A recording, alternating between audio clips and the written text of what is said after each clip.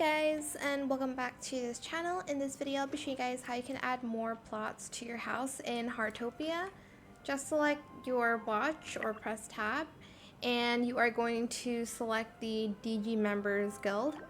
Select this icon, and then you're going to open up the plot you need. So I'm just going to do this one, well, the one that you are able to unlock. So let's do this one, and then I'm just going to press confirm. And that is how you can unlock another plot in Heartopia. It's loading, but I hope it was helpful for you guys. Don't forget to like, comment, share, and also subscribe to this channel if you haven't done that already. If you have any more questions about this video, just leave it in the comment section down below.